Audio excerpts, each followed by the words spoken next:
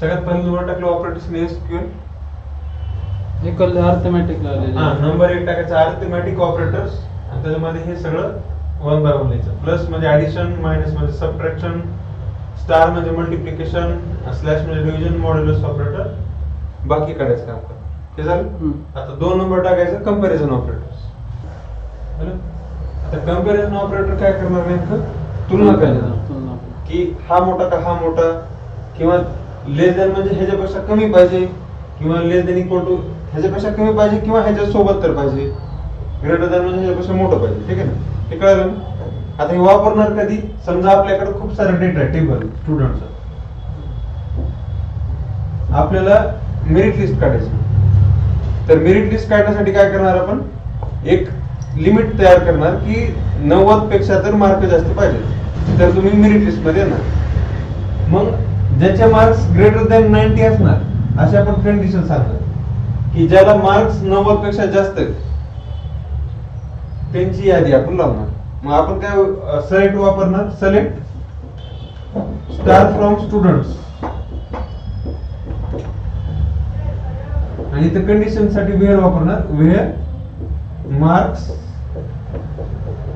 Greater than 90. आता इथे आपण काय केली? तुलना केली मार्क्सची. ज्याचे मार्क्स 90 पेक्षा जास्त आहेत त्यांची फक्त आपण यादी लावणार. आलं लक्षात?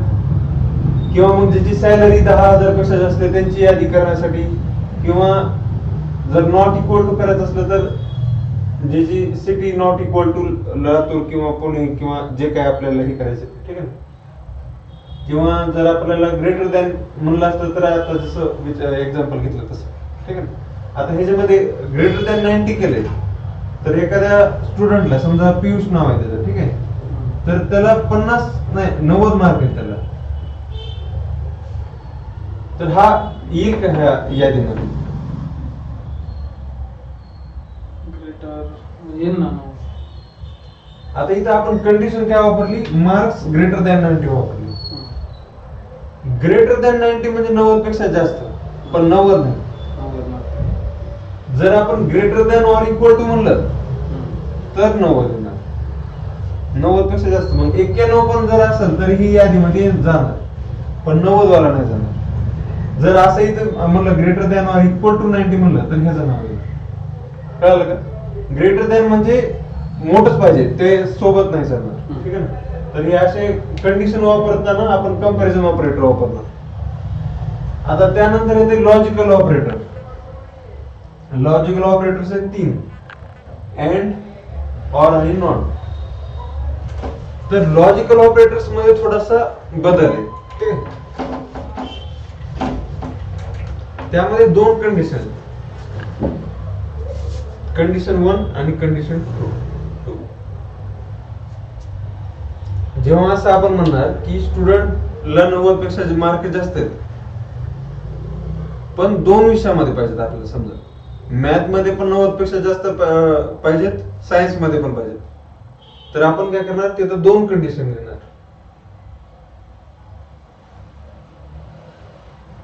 ठीक आहे. तर दोन्ही मध्ये असलं तर आपलं लिस्ट मध्ये येणार, जर नाही तर नाही. असं समजा एक एक्झाम्पल साठी कंडिशन 2, जर पहिली कंडिशन ट्रू आहे आणि दुसरी पण ट्रू आहे तर त्याचं नाव येईल का? म्हणजे इथलं पण काय कसं? आता समजा 2 कंडिशन पाहिजेत आपल्याला. आपलं काय म्हणणं आहे की स्टुडंटला मॅथ मध्ये 90 पेक्षा जास्त पाहिजे आणि सायन्स मध्ये पण पाहिजे. एखाद्याला एकाला 95, दोघाला पाहिजे. समजा इथं आपण कंडिशन करू, हा मॅथचे मार्क आहेत, हे सायन्सचे मार्क आहेत, आणि ही लिस्ट मध्ये आहे का नाही आपण सांगणार. लिस्ट मध्ये प्रेझेंट आहे का नाही हे आपण इथे ठरवणार. मॅथ मध्ये ज्याला 95 मार्क आहेत, सायन्स मध्ये ज्याला 94 मार्क आहेत, तर हा येईल का लिस्ट मध्ये? येणार, कारण इथं पण ग्रेटर दॅन 90, इथं पण राईट आहे, दोन्ही पण कंडिशन ट्रू आहे. अँड म्हणजे हे दोन्ही मध्ये अँड म्हणजे दोन्ही पण पाहिजे. आता समजा एखाद्याला मॅथ मध्ये 94 मार्क आहेत आणि सायन्स मध्ये 89 मार्क आहेत, तर पहिली कंडिशन ट्रू झाली अँड म्हणजे आणि दुसरी कंडिशन फॉल्स झाली, ही वाली कंडिशन फॉल्स झाली, तर आता ह्याचं नाव यायला पाहिजे का नाही?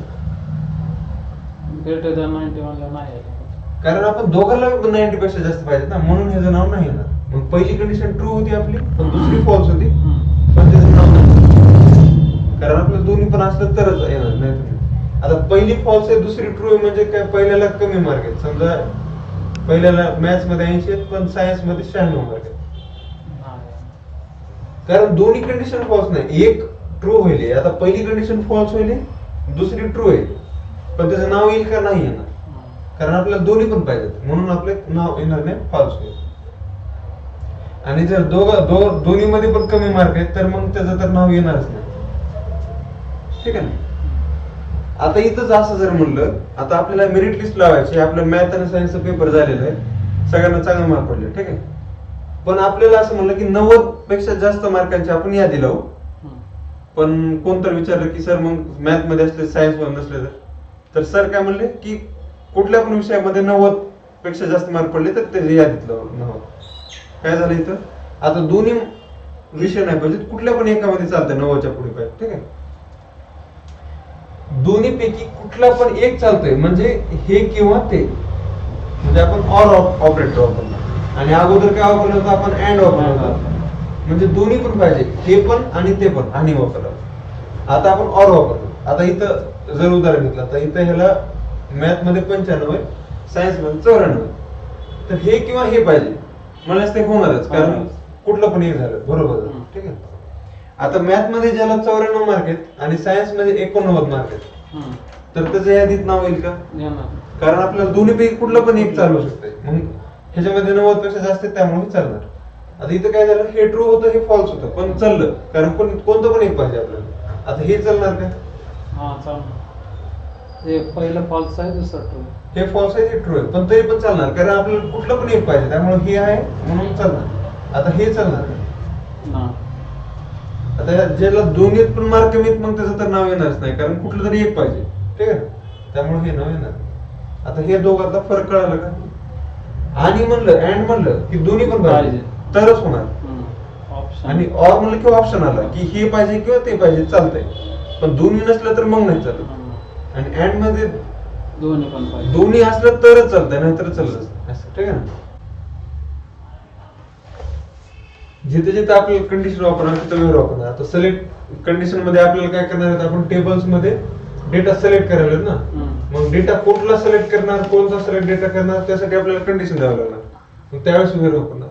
आता अपडेट करताना आपल्याला अपडेट करायचा डेटा, म्हणजे चेंज करणार आपण डेटा, कोणता चेंज करायचा ते सांगण्यासाठी वेळ वापरणार. डिलीट करायचं आहे, पण कुठला डेटा डिलीट करायचा ते कंडिशन सांगावं लागणार, मग त्यासाठी वेळ वापरणार. आलं लक्षात येते. तर मग आता वेअर कुठं लिहिणार, आपण जेव्हा सिलेक्ट लिहिणार ना, सिलेक्ट स्टार फ्रॉम करणार आपण, select star from table name.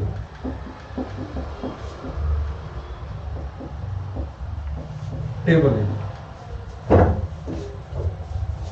आता असं एवढं केल्यानंतर सेमीकोलन दिलं तर सगळंच येणार, पण आता आपल्याला सांगायचं सगळं नाही पाहिजे, आता कंडिशन देणार. मग इथं टेबल नेमच्या नंतर वेअर कीवर्ड वापरणार, आणि नंतर कंडिशन सांगणार की वेअर मार्क्स ग्रेटर दॅन 90. आता ही झाली कंडिशन.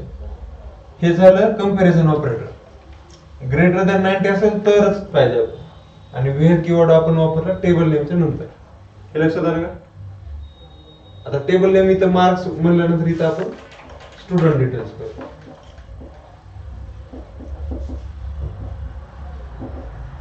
ठीक आहे. तर मग हे सिलेक्ट काय झाला, हा कीवर्ड आहे. स्टार केल्यामुळे सगळे ऑल करणार. स्टुडंट डिटेल्स काय, टेबल आहे. स्टुडंट डिटेल्स आहे, टेबल आहे. टेबल नेमच्या नंतर हा वेअर क्लोज. इथे काय हे कंडिशन.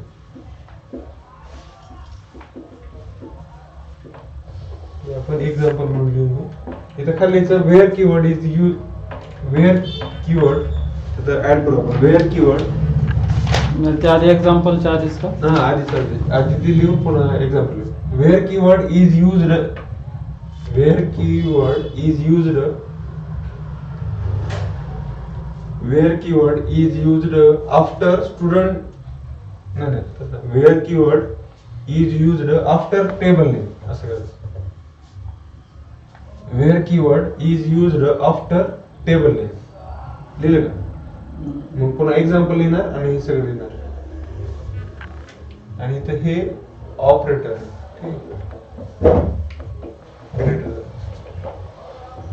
आणि हे कॉलम नेम ठीक आहे.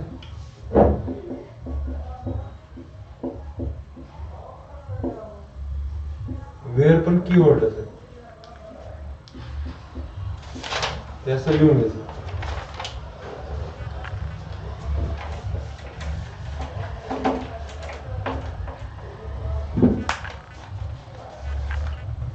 हे अशी पूर्ण क्वेरी लिहिणार. Select star from student details where marks greater than 90 आणि प्रत्येकाचा अर्थ लिहायचा. कीवर्ड आहे, हे टेबल नेम आहे, हे कीवर्ड आहे, हे कॉलम नेम आहे, हे ऑपरेटर आहे आणि पूर्ण कंडिशन आणि शेवटी सेमीकोलन एंड केली क्वेरी.